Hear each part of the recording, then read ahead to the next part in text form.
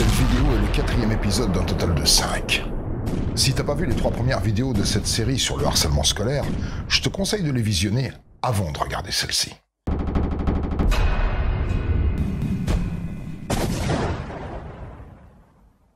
Peut-être que t'as l'impression d'être un clou dans une école de marteau, contraint d'y retourner chaque jour, comme dans une arène ou un atelier d'esclaves, sous la pression de tes parents, de tes profs, et même de la loi.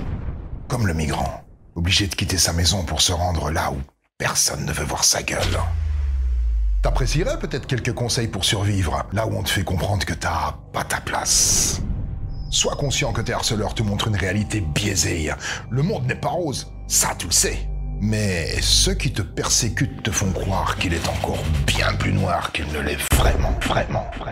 Au point où tu peux te sentir hors de la réalité, déréalisé, comme si tu flottais en dehors du monde.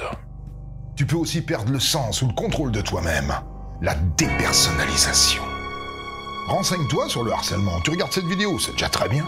Regarde aussi les liens que j'ai mis en description et les autres vidéos de cette série. Cherche aussi des courts-métrages ou des témoignages de harcèlement. Ça te permettra de bien comprendre les rouages diaboliques de la victimisation. Et surtout, te sentir moins seul parmi les 700 000 élèves harcelés chaque année en France. Dans les solutions radicales, tu peux te ramener à l'école avec une arme automatique et tirer dans le tas. Comme ça arrive souvent aux États-Unis, ou même à Grasse en 2017. Tu peux aussi régler le problème en pleine classe, comme ce lycéen à Ivry-sur-Seine, à coups de marteau dans la gueule de son harceleur. Fin du game. Mais ça provoque quelques dégâts collatéraux, comme on dit chez les militaires. Non, le moyen le plus absolu, c'est le suicide. La paix éternelle et instantanée. Tu fais peut-être partie des 60% des élèves harcelés qui l'envisagent. Mais, d'une part, tu vas plonger ceux que tu aimes et qui t'aiment dans un enfer pire que le tien jusqu'à la fin de leur jour. Et d'autre part, c'est quand même un peu con d'apprendre à mourir avant d'apprendre à vivre. Tu crois pas? Si tu veux vraiment partir, je te conseille plutôt la fugue. Parce que si tu changes d'avis, tu pourras toujours rentrer en stop. Mais là-haut, il n'y a pas d'ascenseur pour redescendre. Je te connais pas, mais peut-être que tu auras le courage de te dresser devant tes harceleurs, prêt à cogner. Ça pourrait suffire à mettre un terme à leurs agissements. Mais pour ça, il faut que tu sois prêt à prendre et à donner des vrais coups, sans même savoir te battre. Sois déterminé, comme un chien qui montre les crocs et qui baisse les oreilles en grognant, les pattes repliées, prêt à bondir sans hésiter. Attention, ça peut faire penser au taureau qui encorne le toréador et qui passe ainsi pour le méchant. Tu devras donc vaincre ta peur et affronter le jugement des autres en étant très convaincant. Si tu ne te sens pas l'âme d'un guerrier qui force le respect, pourquoi ne pas forcer l'amitié en étant populaire?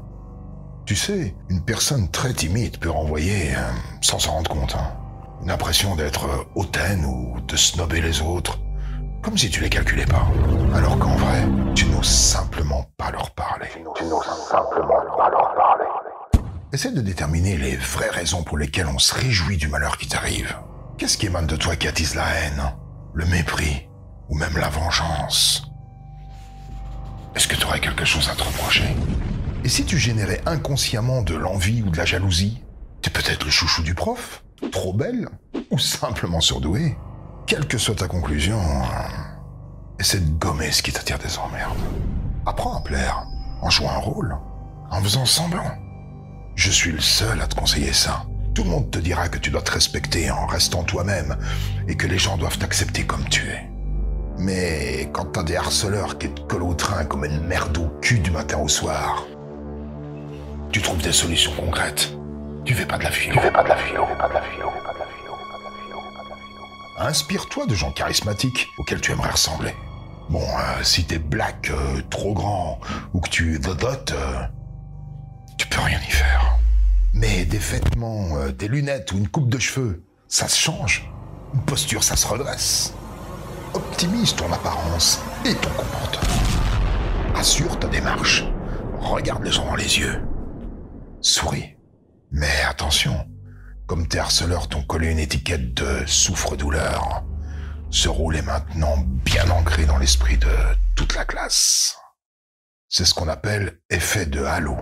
Ça veut dire que, quoi que tu fasses, ça renversera pas si facilement la vapeur. Attends les vacances pour devenir quelqu'un d'autre. Améliore ton look et ton comportement pour impressionner et surprendre tout le monde dès la rentrée.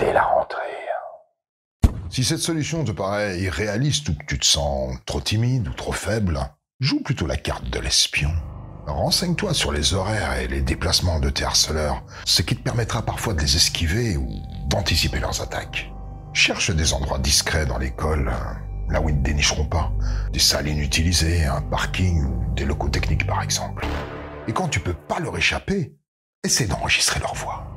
Ou bricole un système qui te permet de les filmer à leur insu, style un petit trou dans ton pull avec ton téléphone caché derrière en train de les filmer. Pousse-les à la faute, essaie de les faire agir quand ils sont vus par un prof ou une caméra de surveillance. Et rappelle-toi qu'il n'y a pas que des harceleurs autour de toi.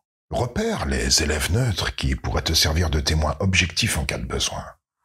Je te connais pas, hein, mais peut-être que t'es harcelé par un ou une amie, quelqu'un qui t'est très proche. Il te semble inconcevable que cette personne avec qui tu t'entendais si bien te considère aujourd'hui comme de la merde. Ouais, vraiment comme de la merde. Je suis désolé de t'annoncer 2 mauvaises nouvelles d'un coup, mais tu as un ami de moins et un ennemi de plus. Prends-en conscience, ça peut t'aider.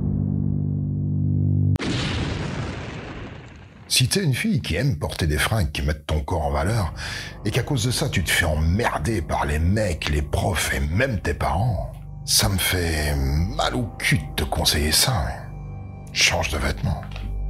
Bien sûr que t'as le droit de t'habiller comme ça te chante. Tu peux même te tatouer le visage si tu veux. Y a aucune loi, personne qui peut te l'interdire. Personne. Mais je te parle pas de loi des droits de la femme ou de liberté. Je constate juste avec toi qu'on te fait chier à cause de tes vêtements. Mais tu vis dans le monde tel qu'il est. Pas dans celui que tu aimerais qu'il soit. Même pas en rêve. Si on était capable de gérer les pulsions sexuelles démesurées des mecs, ça fait longtemps que les tenues des filles ne feraient plus débat, si? Tu sais, le rouquin aux oreilles décollées qui s'en prend plein la gueule depuis des mois. Il accepterait sans doute de s'habiller avec des sacs poubelles pourvu qu'on lui foute la paix. Savoure ta chance, qu'on te reproche juste d'être trop belle ou trop sexy. Un petit conseil perso. Si tu cèdes sous l'envie ou la pression de ton copain qui veut absolument que tu lui envoies des photos coquines, ne fais jamais apparaître ton visage, ni aucun détail qui permettrait de te reconnaître à coup sûr, y compris le décor derrière toi. Comme ça, si tes images circulent un peu partout, tu pourras toujours prétendre que c'est pas toi. Ça s'appelle du revenge porn. Sur certains réseaux sociaux comme Snapchat ou Telegram, il existe des comptes ficha. C'est des endroits sur lesquels sont postées des photos de filles à poil. Sans leur consentement. Fais gaffe aussi si t'es un ado et qu'une meuf demande à te voir en webcam en train de te faire du bien. Parce que quand on te signalera que ta prestation est visible par n'importe qui sur le web,